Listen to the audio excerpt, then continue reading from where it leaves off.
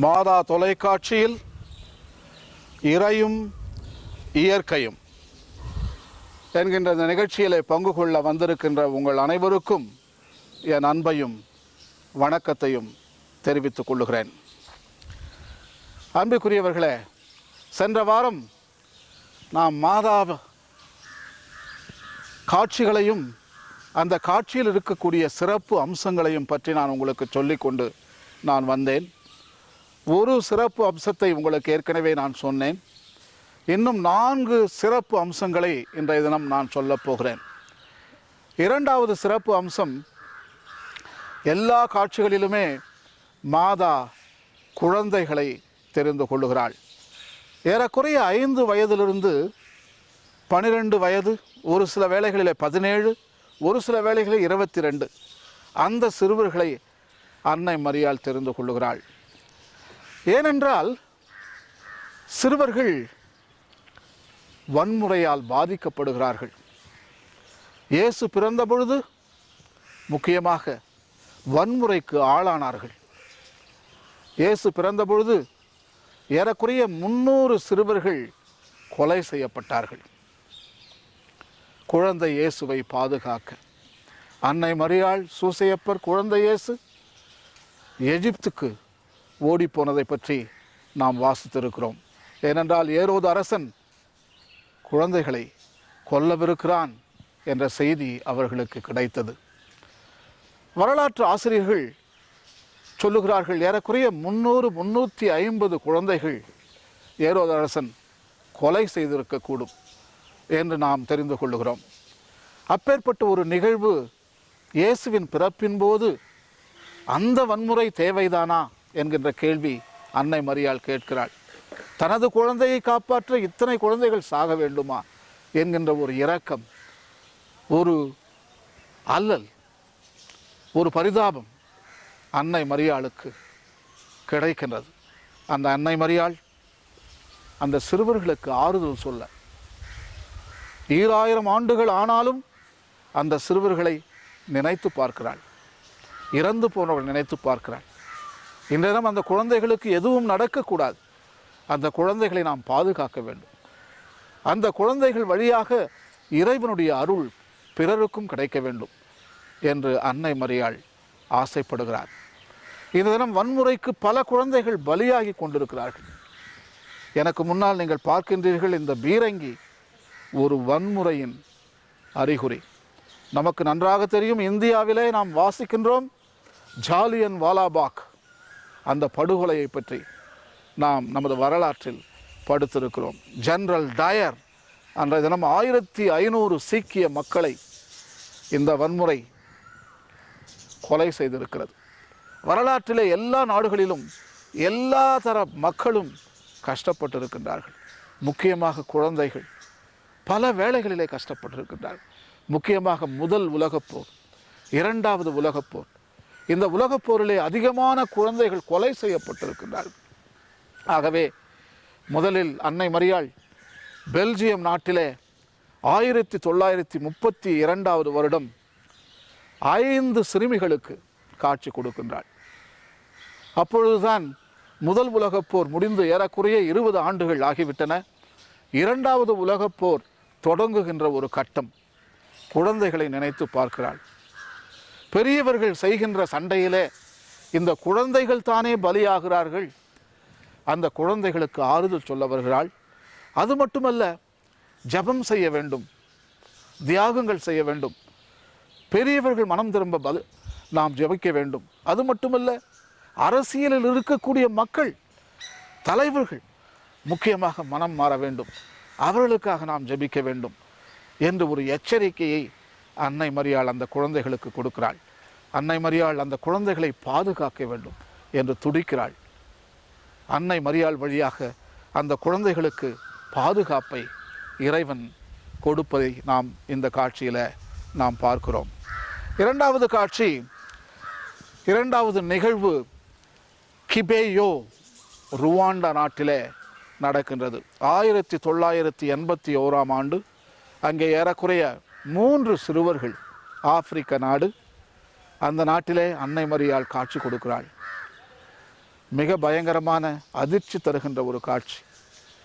அந்த காட்சியில்தான் அந்த சிறுவர்களுக்கு வரப்போகின்ற ஆபத்துகள் வெளிப்படையாக சொல்லப்படுகின்றன. இன்னும் 10 ஆண்டுகளிலே ஒரு மாபெரும் ஜெனோசைட், மக்களை கொலை செய்கின்ற நிகழ்வு, ஏறக்குறைய 1 மில்லியன் மக்கள். 1 மில்லியன் என்றால் அர்த்தம் தெரிகின்றதா? 10 லட்சம் மக்களை வதம் செய்கிறார்கள் ருவாண்டா நாட்டிலே. டூட்டு, ஹூட்சு என்று சொல்லக்கூடிய 2 வகையான மக்கள். டூட்டு அதிகாரத்தில் வந்தபொழுது ஹூட்சு மக்களை சிஸ்டமேட்டிக்காக 10 லட்சம் மக்களை கொலை செய்தார்கள். வன்முறையாக கொலை செய்திருக்கிறார்கள். 10 லட்சம் மக்களை எப்படி கொலை செய்ய முடியும்? மெஷின் கன் வச்சா, இல்லை அணுகுண்டை வைத்தா, இல்லை விஷவாயுவை வைத்தா? ஆனால் ஆப்பிரிக்கா ருவாண்டாவில் அப்படி செய்யவில்லை. மிகவும் கொடூரமான முறையில் சுத்தியை வைத்து, கோடாரியை வைத்து, துப்பாக்கியை வைத்து அவர்கள் சாவடிக்கவில்லை. சுத்தியை வைத்து மிக கொடிய பயங்கரமான முறையில் மண்டையோட்டை ஒடித்து 10 லட்சம் மக்களை சாகடித்திருக்கிறார்கள். 10 லட்சம் மக்களை சாவடிப்பது எவ்வளவு நேரம், எவ்வளவு இரத்த கசி! இப்பேற்பட்ட மாபெரும் வன்முறையை அன்னை மரியாள் அந்த குழந்தைகளுக்கு எடுத்து சொல்லுகிறாள். எத்தனையோ குழந்தைகளையும் அவர்கள் நாசப்படுத்தினார்கள். அன்னை மரியாள் கிபேயோ ருவாண்டாவில் கொடுத்த காட்சியில் ஆப்பிரிக்காவுக்கு மட்டும் எச்சரிக்கை விடுக்கவில்லை, உலகின் பல பாகங்களில் எப்படி 20-21வது நூற்றாண்டில் எப்படி வன்முறைகள் தலைவிரித்து ஆடப்போகிறது என்று சொல்லுகிறாள். ஏறக்குறைய லங்கை, நமது சகோதர சகோதரிகள் வாழ கொண்டிருக்கக்கூடிய லங்கை நாட்டிலே நமது தமிழக மக்கள் எவ்வளவு கஷ்டப்பட்டார்கள், எவ்வளவு கொடுமைப்படுத்தப்பட்டார்கள், அந்த குழந்தைகளை எப்படி நாஸ்தி செய்தார்கள், இந்த வன்முறை எப்படி அவர்களுடைய வாழ்க்கையிலே விளையாடியது என்று நாம் ஒவ்வொரு நாளும் தொலைக்காட்சியில் நாம் பார்த்தோம். அன்னை மரியாள் நமக்கு எச்சரிக்கை தான் கொடுக்க முடியும், ஆனால் சமாதான வாழ்வு வாழ நாம் தான் முயற்சி எடுக்க வேண்டும். என்னிடம் ஐக்கிய நாடுகள் சபை இருக்கின்றது. ஐக்கிய நாடுகள் சபை இருந்தும் கூடவா இப்பேற்பட்ட நிகழ்வுகள் நடக்க வேண்டும் என்ற கேள்வியை நாம் கேட்கின்றோம். அன்னை மரியாள் நமக்கு சொல்லுகின்ற பொழுது, ஆபத்து வருகின்ற பொழுது ஐக்கிய நாடுகள் உண்மையாக கேட்க வேண்டும். அதனால்தான் நம்மை ஜெபமாலை செய்ய சொல்லுகிறாள், ஜெபிக்க சொல்லுகிறாள். மற்றவர்கள் மனம் திரும்ப நாம் ஜெபிக்க வேண்டும் என்று சொல்லுகிறாள். மற்றவர்கள் மனம் திரும்புவது இவர்கள்தான், ஐக்கிய நாடு சபைகள், மற்ற அதிகாரத்தில் உள்ளக்கூடிய மக்கள், இவர்கள்தான் மனம் தெரிந்து அந்த மனித குலத்தை நாம் காப்பாற்றி இருக்கலாம். 10 லட்சம் மக்களை நாம் காப்பாற்றி இருக்கலாம். ருவாண்டா நாட்டில் பல லட்சம் மக்களை நாம், லங்கையில், ஸ்ரீலங்கா, நமது தமிழக மக்களை நாம் கட்டாயம் காப்பாற்றி இருக்கலாம். அன்னை மரியாளுடைய காட்சியை நாம் உண்மையாக நாம் கேட்டு அதன்படி நாம் நடந்திருந்தால். ஆனால் அன்பிற்குரியவர்களே, எத்தனை குழந்தைகள் நாசப்படுத்தியிருக்கிறாள். 1981ஆம் ஆண்டு 82ஆம் ஆண்டு ஏறக்குறைய அதே நேரத்தில் யூகோஸ்லோவியா, அப்பொழுது யூகோஸ்லோவியா என்று அழைத்தார்கள், அந்த நாட்டிலே மெடகோஜி என்று சொல்லக்கூடிய இடத்திலே மாபெரும் காட்சி. 6 சிறுவர்களுக்கு அன்னை மரியாள் காட்சி கொடுக்கிறாள். இன்றைய தினம் கூட அந்த நிகழ்வுகள் நடந்து கொண்டிருக்கின்றன. லாங்கஸ்ட் காட்சி இதுதான். 1980 இன்றைக்கு 2014வது ஆண்டு வரைக்கும் காட்சி வந்துக்கிட்டே இருக்குது. இந்த லாங்கஸ்ட் சீரியல் மாதிரி போயிட்டு, இந்த காட்சிகள் சீரியல் காட்சிகள் என்று நாம் சொல்லலாம். அன்னை மரியாளுடைய காட்சிகளில் 2வது சிறப்பு அம்சத்தை பற்றி நாம் பேசிக் கொண்டிருக்கிறோம். சிறுவர்களுக்கு முக்கியத்துவம் கொடுக்கிறார்கள். 5 வயதிலிருந்து 22 வயது வரை இருக்கக்கூடிய சிறுமிகளுக்கு அன்னை மரியாள் சிறப்பாக காட்சிகளை கொடுக்கிறார்கள். இந்த காட்சிகளிலே வன்முறையை ஒரு நாளும் அன்னை மரியாள் அதை நமக்கு கொடுத்தது கிடையாது. வன்முறை இந்த சமுதாயத்திற்கு தேவை அற்றது. வன்முறையே கூடாது. வன்முறையை நாம் விலக்க வேண்டும். வன்முறை வழியாக குழந்தைகள் நாசப்படுத்தப்படுகிறார்கள். வன்முறை நமது சமுதாயத்தில் ஒவ்வொரு நாளும் நாம் ஒதுக்க வேண்டும். வயலன்ஸ், மகாத்மா காந்தியும் அதைத்தானே சொன்னார். வயலன்ஸ், வன்முறையை நாம் செய்யக்கூடாது. அகிம்சா, அதுதான் வாழுகின்ற பாதைக்கு ஒரு அறிகுறி. நமது சமுதாயத்தில் நமது குழந்தைகள் வருங்காலத்தில் வாழ வேண்டும் என்றால் வன்முறையை ஒதுக்க வேண்டும். அந்த பிள்ளைகள் சமாதானத்துக்குரிய பாதையிலே, முக்கியமாக அகிம்சா பாதையிலே அவர்கள் நடக்க வேண்டும். அவர்களை நாம் வளர்க்க வேண்டும். அவர்களுக்கு நாம் கல்வியை கொடுக்க வேண்டும். முக்கியமாக எத்தனையோ பிள்ளைகள் இன்றைய தினம் கல்விக்கு செல்லாமல் தொழிற்சாலைகளில் வேலை செய்து கொண்டிருக்கிறார்கள். பல தேசங்களில் நடந்த கதை தான். முக்கியமாக தொழில் புரட்சியில் ஆரம்பித்த கதை 200 ஆண்டுகளுக்கு முன்னதாக தொழில் புரட்சியில் பல குழந்தைகள் தொழிற்சாலையில் கஷ்டப்பட்டிருக்கிறார்கள். ஆகவே தான் அன்னை மரியாள் முக்கியமாக 1932 வருடத்தில் பெல்ஜியம் நாட்டில் போரேன் என்று சொல்லக்கூடிய ஒரு இடத்துல சிறுமிகளுக்கு காட்சி கொடுக்கிறாள். அந்த காட்சியில் அன்னை மரியாள் உண்மையாக தொழிற்புரட்சியில் நசுக்கப்பட்ட குழந்தைகளையும் நினைத்து பார்க்கிறாள். ஏறக்குறைய 200 ஆண்டுகளுக்கு முன்னால் இங்கிலாந்திலே தொழிற்புரட்சி, பெரிய பெரிய தொழிற்சாலைகளை கட்டினார்கள். நிலக்கரியை வைத்து அவர்கள் பல பொருட்களை செய்தார்கள். அதில் 75% பிள்ளைகளை அமைத்து அவர்கள் வேலை செய்ய வைத்தார்கள். அந்த குழந்தைகளுக்கு கல்வி இல்லை, எதிர்காலம் இல்லை, அவருடைய வாழ்வு சூறையாடப்பட்டது. ஆலிவர் ட்விஸ்ட் என்று சொல்லுகின்ற அந்த கதையிலே அந்த சிறுவர்களுக்கு இழைத்த கொடுமைகளை பற்றி நாம் அழகாக அந்த கதையில் நாம் வாசிக்கின்றோம். தமிழில் கூட அனாதை ஆனந்தன் என்று ஒரு திரைப்படம் அதை பற்றி எடுக்கப்பட்டது. அன்புக்குரியவர்களே, அன்னை மரியாள் அந்த குழந்தைகளின் நலனிலே அதிகமாக அக்கறையை காட்டுகின்றாள். அந்த குழந்தைகளை வளர வைக்க வேண்டும். தனது குழந்தைக்கு எவ்வளவு தூரம் கஷ்டங்கள் வந்தனவோ அந்த கஷ்டங்களை புரிந்து கொண்டவள் மரியாள். மரியாள் ஒரு சாதாரண மனித பிறவி. தமது வாழ்விலே எல்லாவற்றையும் அனுபவித்திருக்கிறாள். குழந்தைகளை பெற்று எடுப்பது எப்படி, வளர்ப்பது எப்படி, அவர்கள் வருங்காலத்தில் எப்படி துன்பப்படுவார்கள், எல்லாவற்றையும் அறிந்தவர் தான் நமது மரியாள். ஸோ அந்த அன்னை மரியாள் நமது குழந்தைகளோடு இருக்கிறாள். அந்த குழந்தைகளை கட்டாயம் பாதுகாப்பாள். முக்கியமாக வன்முறையிலிருந்து நமது அடுத்த தலைமுறையை நாம் காப்பாற்ற எல்லா முயற்சிகளையும் நாம் எடுக்க வேண்டும். அதைத்தான் அன்னை மரியாளுடைய காட்சிகள் நமக்கு விரிவாக சொல்லுகின்றன. மாதா காட்சிகளிலே 3வது சிறப்பு அம்சத்தை பற்றி நான் உங்களுக்கு சொல்லப் போகிறேன். மரியாள் பல காட்சிகளை மரங்களோடு இணைந்து காட்சி கொடுத்திருக்கிறாள். மரத்தை மையமாக வைத்து காட்சி கொடுத்திருக்கிறாள். அன்னை மரியாள் ஏன் மரங்களை நேசிக்க வேண்டும்? இயேசு கிறிஸ்து மரத்தில் தான் இறந்தார். சிலுவை மரத்திலே நமக்கு மீட்பு வந்தது. நமது மீட்பின் வரலாற்றிலே மரம் இயேசுவோடு இணைந்து செயல்பட்டிருக்கின்றது. அந்த மரம் எவ்வளவு புனிதம் அடைந்தது இயேசுவை தாங்கியதால். ஆகவே மரியாள் அந்த மரத்தின் மேல் இரக்கம் கொள்ளுகிறாள். அந்த மரத்தை பற்றி கொண்டாடுகிறாள், யோசனை செய்கிறாள், அந்த மரங்களை ஆசீர்வதிக்கின்றாள்.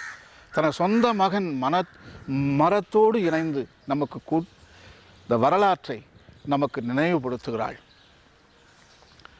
முக்கியமாக 1859 வருடம் அமெரிக்காவில் கிரீன் பே, விஸ்கான்சின் ஸ்டேட்டில் அன்னை மரியாள் காட்சி கொடுக்கிறாள் ஒரு பெண்ணுக்கு. ஹெம்லாக் ட்ரீ என்கின்ற ஒரு மரம், அதன் பக்கத்திலே மேப்பிள் ட்ரீ என்று சொல்லுகின்ற அடுத்த மரம், இந்த 2 மரங்களுக்கு நடுவிலே அன்னை மரியாள் காட்சி கொடுக்கின்றாள். அமெரிக்காவிலே பல காலம் மரங்களை வெட்டிய வரலாறு உண்டு, இயற்கை சிதைத்த வரலாறு உண்டு. ஆனால் அன்னை மரியாள் இரக்கத்தை காட்டும்படி அந்த மரங்களை முன்வைத்து காட்சி கொடுக்கின்றாள். மர ஆன்மீகம் என்று சொல்லலாம். அன்னை மரியாளின் ஆன்மீகம் மர ஆன்மீகம். ஏனென்றால் சொந்த மகன் மரத்தில் வழியாக நமக்கு மீட்பை கொடுத்திருக்கின்றார். அதோடு 1917 வருடம் பாத்திமாவிலே கூட ஒலிவ மரத்தின் மீது அன்னை மரியாள் காட்சி கொடுக்கின்றாள். அந்த ஒலிவ மரம் இன்றைய தினம் கூட நாம் அதை பார்க்கலாம், பட்டு போயிருக்கின்றது. ஆனால் அதன் மேல்தான் அந்த அன்னை மரியாளை வைத்திருக்கின்றார்கள். அந்த மர இனம் ஆசீர்வதிக்கப்படுகின்றது. அன்னை மரியாள் கண் பட்டால் போதும், பாதமே பட்டு விட்டதே. ஸோ அப்பேற்பட்ட புனிதத்தன்மை இந்த மரங்கள் பெற்றிருக்கின்றன. 1932 வருடம் போரேன் பெல்ஜியம் நாட்டில் அதே மாதிரி சைப்ரஸ் என வகை மரத்தின் மீது அன்னை மரியாள் காட்சி கொடுக்கின்றாள். அந்த அன்னை மரியாளுடைய அந்த பிரசன்னம், அந்த மரமே பிரகாசம் அடைகின்றது. இந்த வனங்கள் பிரகாசம் அடைகின்றன. இந்த வனங்கள் அன்னை மரியாளால் ஆசீர்வதிக்கப்படுகின்றன. இந்த மரங்கள் அனைவருமே இறைவனோடு இருக்கிறார்கள். இறைவனுடைய அன்பு இவர்கள் மேல் இருக்கின்றது. இறைவனுடைய இரக்கமும் இறைவனுடைய கண் பார்வையும் இந்த இயற்கையின் மேல் இருக்கின்றது என்று அன்னை மரியாள் நமக்கு சிறப்பாக சுட்டி காட்டுகிறாள். அன்னை மரியாளுடைய காட்சிகள் நமக்கு என்ன சொல்லுகிறது என்றால், இறைவன் மனித வரலாற்றிலே நம்மோடு இருக்கிறார். நம்மை விட்டு அவர் எங்கும் செல்லவில்லை. இந்த மனித வரலாற்றை அவர்தான் வழி நடத்துகிறார் என்று இந்த காட்சிகள் நமக்கு சிறப்பாக எடுத்து சொல்லுகின்றன. நமது நாட்டிற்கு வருவோம், இந்தியாவிற்கு, அதுவும் தமிழ்நாட்டிற்கு வருவோம். வேளாங்கண்ணி 16வது நூற்றாண்டில் என்ன நடந்தது? நம் அன்னை வேளாங்கண்ணி சினிமாவில் நாம் அழகாக பார்க்கிறோம். அன்னை மரியாள் மரத்தின் மீது இருந்து மோர் கேட்கிறாள். அந்த முடச்சிறுவன் அந்த மோரை கொடுக்கிறான். கடைசியாக அவனுக்கு காலம் வருகிற அந்த புதுமையை நாம் பல தடவை நாம் பார்த்திருக்கிறோம். அந்த மரங்கள் மேல் அந்த அன்னை மரியாளுக்கு அசைக்க முடியாத பிரியம் என்று நான் நினைக்கின்றேன். அன்பிற்குரியவர்களே, எனக்கு பின்னால் ஒரு அழகான மரத்தை நீங்கள் பார்க்கிறீர்கள். 60 வருடங்கள் இருக்கும் இந்த மரம் இங்குத்தான் இருக்கின்றது. அவர்கள்தான் நமக்கு வாழ்வு கொடுக்கிறார்கள், ஆக்சிஜன் கொடுக்கிறார்கள். வேத புராணங்கள் சொல்லுகின்றன. இந்தியிலே சொல்லுவார்கள், கஹத்தே ஏ வேத் புரான் பினா விருக்ஷ் கஹி நை கல்யாண். அதாவது வேத புராணங்கள் சொல்லுகின்றன, மரங்கள் இல்லை என்றால் நம்முடைய வாழ்வே இல்லை. எவ்வளவு அழகாக நமது புராணங்கள் நமக்கு சொல்லியிருக்கின்றன. இந்த மரங்கள் நம்மை ஆசீர்வதிக்கின்றன. ஏனென்றால் இந்த மரங்கள் ஆசீர்வதிக்கப்பட்டவைகள். அன்னை மரியாளால் ஆசீர்வதிக்கப்பட்டவைகள், இயேசுவினால் ஆசீர்வதிக்கப்பட்டவர்கள். இந்த மரங்கள் இன்னும் பல நன்மைகளை நமக்கு செய்து கொண்டிருக்கின்றன. நமது வேத புத்தகத்தை நாம் பார்க்கிறோம். கோடிக்கணக்கான வேத புத்தகங்கள் அச்சடிக்கப்படுகின்றன. நமது திருப்பலியில் நாம் கொண்டாடும் திருப்பலி புத்தகங்களும் அச்சடிக்கப்படுகின்றன. இந்த புத்தகங்களை செய்ய இந்த மரங்கள் தான் சாகின்றன.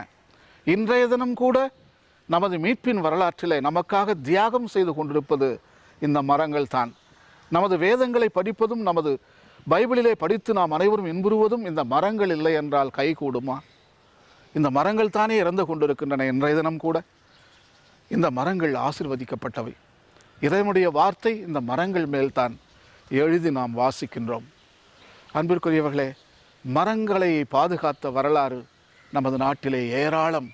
ராஜஸ்தானில் பார்க்கிறோம், பீஷ்னாய் என்று சொல்லக்கூடிய அந்த மக்கள், ஜோத்பூர் பக்கத்திலே அம்ரிதா தேவி என்று சொல்லக்கூடிய அந்த வயோதிக அம்மா தனது குழந்தைகளோடு தனது உயிரை தியாகம் செய்தார்கள். அரசன் அந்த மரங்களை வெட்ட, அவனுடைய அரண்மனையை கட்ட அனுப்புகிறான் வேலையாட்களை.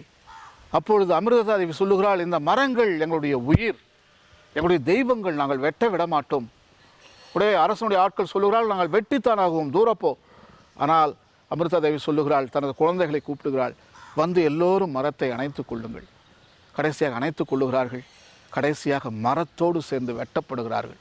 அன்றைய தினம் ராஜஸ்தானிலே 1730வது வருஷம் 376 பெண்கள் தனது உயிரை பலியாக கொடுத்தார்கள் அந்த மரங்களை பாதுகாக்க. நமது நாட்டிலே பார்த்தீர்களா, அந்த மரங்கள் மேல் எவ்வளவு அருமையான ஆன்மீகம் நமது பெண்களுக்கு இருக்கின்றது. பெண்கள் மட்டுமல்ல, பல ஆண்களும் இந்த மரங்களை வளர்ப்பதிலே மகிழ்ச்சி கண்டடைந்திருக்கின்றார்கள். முக்கியமாக சிப்கோ மூமெண்ட்டை நாம் கேள்விப்பட்டிருப்போம். அருமையான அந்த மனிதரை பற்றி நாம் தெரிந்து கொள்ள வேண்டும். பகுகுணா, சாந்தி பிரசாத் பட், மாதவ் காட்ஜில், வந்தனா சிவா, இப்பேற்பட்ட சிப்கோ அந்த அமைப்பில் மரங்களை கட்டி கொண்டு காப்பாற்றுவது. நமது இமயமலையில் இருக்கக்கூடிய பெரிய பெரிய மரங்கள், முக்கியமாக தேவதாரு மரங்கள், பல சைப்ரஸ் இன மரங்கள் எல்லாமே பாதுகாக்கப்பட்டன இப்பேற்பட்ட நல்ல உள்ளங்களால். இப்பொழுது சமீபத்திலே அஸ்ஸாமிலே ஜாதவ் பயங் என்று சொல்லக்கூடிய ஒரு மனிதர் 1400 ஏக்கர் தனது சொந்த நிலத்தை காடுகளுக்காக விரயம் செய்திருக்கிறார். காடுகளுக்காக பரிசாக கொடுத்திருக்கிறார். காடுகளை வளர்த்திருக்கிறார். தனது சொந்த நிலத்தை இந்த மரங்கள் வளர வேண்டும், இந்த நிலம் மனிதனுக்கு மட்டும் சொந்தம் அல்ல, இந்த விருட்சங்களும் வாழ உரிமை இருக்கின்றது, இந்த மரங்களும் வாழ்ந்தால்தான் மனிதன் வாழ முடியும், அவர்கள் வளர்ந்தால்தான் நமது வாழ்வும் வளரும் என்கின்ற ஒரு எண்ணத்திலே தனது சொந்த நிலத்தை வனமாக்கி மகிழ்ச்சி கண்டிருக்கிறார். இப்பேற்பட்ட நல்ல உள்ளங்கள் மரியாளுடைய பார்வையிலே ஆசீர்வதிக்கப்படுகிறார்கள். மரியாளுடைய பார்வையிலே உண்மையாகவே அவருடைய ஆன்மீகத்திலே நமது இந்தியாவில் பெண்களும் ஆண்களும் இணைத்து கொண்டு இந்த படைப்பை வளமாக்க வேண்டும். அப்பேற்பட்ட ஒரு சிந்தனை நமது வருங்கால தலைமுறையினருக்கு வர வேண்டும் என்று நான் இந்த நிகழ்ச்சியிலே வாழ்த்துகின்றேன், தாழ்மையோடு கேட்டுக்கொள்கிறேன். மாதா காட்சிகளில் இருந்த சிறப்பு அம்சங்கள் 3ஐ நான் ஏற்கனவே உங்களுக்கு சொன்னேன். 1, அன்னை மரியாள் இடையர்களுக்கு, ஒதுக்கப்பட்டவர்களுக்கு காட்சி கொடுக்கிறாள். 2, சிறுவர்களுக்கு முக்கியமாக காட்சி கொடுக்கிறாள். 3, மரங்களில் இருந்து கொண்டு படைப்பின் முக்கியத்துவத்தை மரத்தை மையப்படுத்தி காட்சியை கொடுத்திருக்கின்றாள். இப்பொழுது கடைசியான சிறப்பு அம்சத்தை பற்றி நாம் பார்க்க போகிறோம். மரியாள் பெண்களுக்கு அதிகமாக காட்சியை கொடுத்திருக்கின்றாள். புறநானூறிலே நாம் படித்திருக்கிறோம், நமது தமிழக பெண்கள் எவ்வளவு வீரம் மிக்கவர்கள், புலியை முரத்தால் அடித்து விரட்டி இருக்கிறார்கள். மரியாளுடைய வாழ்விலே ஒரு பெரும் வீரத்தை நாம் பார்க்கிறோம். மரியாள் பெண்களுக்கு வீரத்தை பற்றித்தான் பேசுகிறாள். அஞ்சாதீர்கள், நான் உங்களோடு இருக்கிறேன். நமது தமிழகத்தில் மீண்டும் படித்திருக்கிறோம், பெண்கள் தனது மகனையும் போருக்கு அனுப்பியிருக்கிறார்கள். கணவன் இறந்து விட்டான், பெரிய மகன் இறந்து விட்டான், 2வது 3வது 4வது 5வது 6வது கடைசி பையன், அவனையும் நம்ம பெண்கள் போடா, தலை நிமிர்ந்து நில்லுடா, புறமுதுகு காட்டி ஓடி வராதரா, போயிட்டு வீரத்தோடு செயல்படு என்று வீரத்தை சொல்லி கொடுத்திருக்கிறார்கள் நமது பெற்றோர்கள். அப்பேற்பட்ட பெண்களின் பட்டியலில் அன்னை மரியாள் 1வது இடத்தை பெற்றிருக்கிறாள். ஆகவே பெண்களிடம் பலம் இருக்கிறது, பெண்கள் கட்டாயம் இதை செய்யக்கூடும் என்று நம்புகிறாள். அதனால்தான் இந்த பெண்கள் வழியாக திருச்சபையில் இருக்கக்கூடிய, அதிகாரத்தில் இருக்கக்கூடிய ஆயர்களுக்கும் பாப்புவுக்கும் கருதினாலுக்கும் குருமார்களுக்கும் செய்திகளை அனுப்பி வைக்கிறார் பெண்கள் வழியாக. பல வேளைகளில் இன்றைய தினம் திருச்சபையில் பெண்களுக்கு நாம் சமத்துவம் கொடுப்பது இல்லை என்று பல சாரார் குற்றம் சாட்டுகின்றார்கள். ஆனால் திருச்சபையிலே அன்னை மரியாள் அழகாக பெண்களை உபயோகிப்பதை நாம் பார்க்கிறோம். அன்னை மரியாள் இந்த பெண்கள் வழியாக சிறந்த காரியங்களை நாம் செய்ய முடியும் என்று நம்புகிறாள். ஏனென்றால் இயேசுநாதர் பெண்களில் நம்பினார்.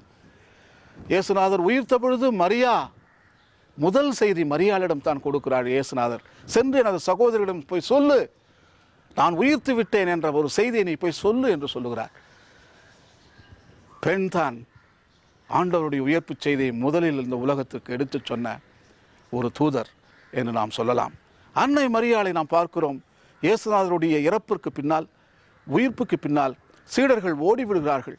எல்லோரையும் சேர்த்து, எல்லோரையும் ஒன்று கூட்டி ஜபத்தின் வழியாக, ஆவியின் வழியாக அவர்களுக்கு மீண்டும் சக்தியை கொடுத்து, மீண்டும் வேதத்தை கொடுத்து, அவர்களை உலகமெல்லாம் அனுப்பி தனது சொந்த மகனின் இறையாட்சியை இந்த உலகிற்கு எடுத்து சொல்லுங்கள் என்று அனுப்பி வைக்கிறார்கள் மரியாள்.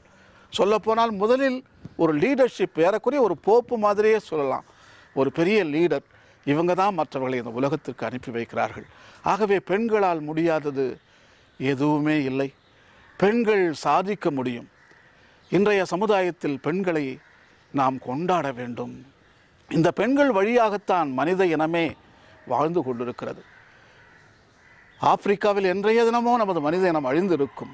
ஆனால் இந்த பெண்கள் தான் நமது ஸ்பீஷிஸ், ஹியூமன் ஸ்பீஷிஸ் இன்றைய தினம் உயிராக இருப்பதற்கு அந்த பெண்கள் தான் முக்கிய காரணமாக இருந்திருக்கின்றார்கள். அது பேர் தான் மதர் ஹைப்போதிசிஸ் என்று சொல்லுவார்கள், கிராண்ட் மதர் ஹைப்போதிசிஸ் என்று சொல்லுவார்கள்.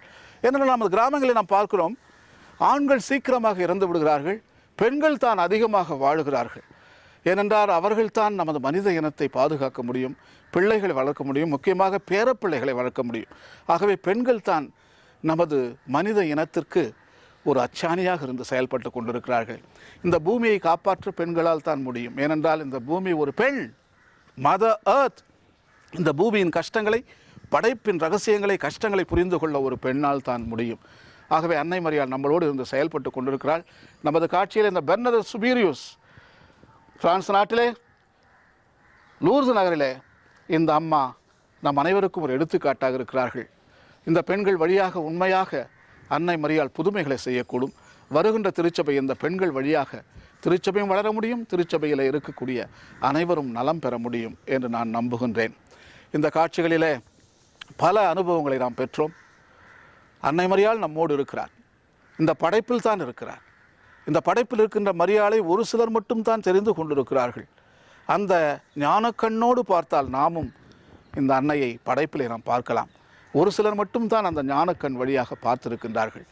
ஆகவே நாமும் இந்த படைப்பில் இருக்கின்ற உரைகின்ற இந்த அன்னை மரியாளை கண்டு இந்த படைப்பை பராமரித்து இந்த படைப்பை நாம் சிதறவிடாமல் இந்த படைப்பு என்றுமே வாழ வேண்டும். ஏனென்றால் இறைவனுடைய வெளிப்பாடு, அன்னை மரியாளின் வெளிப்பாடு தான் இந்த படைப்பு என்று நாம் நம்புகின்றோம். ஆகவே அன்பிற்குரியவர்களே, இந்த படைப்பை நாம் அனைவரும் பராமரித்து இந்த இறையும் இயற்கையும் இந்த மாறா தொலைக்காட்சியில் காண்கின்ற இந்த நிகழ்ச்சியின் வழியாக நாம் அனைவரும் இறை ஞானம் பெற்று நாம் தொடர்ந்து செயல்பட உங்கள் அனைவரையும் நான் வாழ்த்துகின்றேன். நன்றி, வணக்கம். விண்ணோடும் ஹே மண்ணோடும் ஹே விஞ்ஞானம் விளையாடுதே உன் முன்னே ஹே என் முன்னே ஹே நம் பூமி பழுதாகுதே வானம் பூமி ஊனமானால் நானும் நீயும் இல்லை மலையதையுமே நாடாக்கினோ நிலமதையுமே வீடாக்கினோ வானமதையும் ஏடாக்கினோ கடலதையுமே சூடாக்கினோ இயற்கையை விஷம் செய்தோம் தோம் தோம்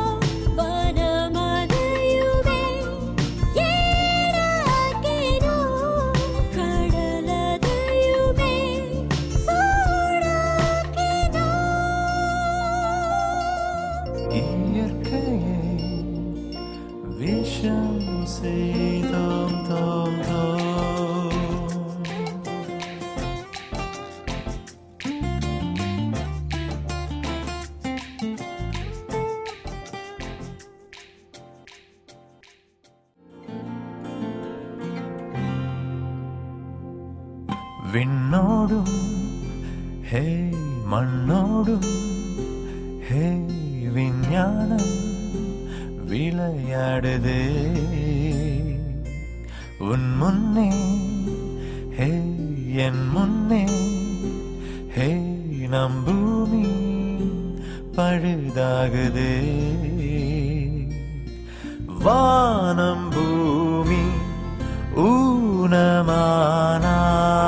நானும் நீயும் இல்லை.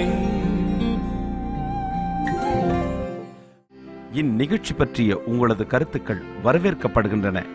அனுப்ப வேண்டிய முகவரி: முதன்மை செயலாக்க அலுவலர், மாதா தொலைக்காட்சி, எண் 150 லஸ் சர்ச் சாலை, மயிலாப்பூர், சென்னை 600004.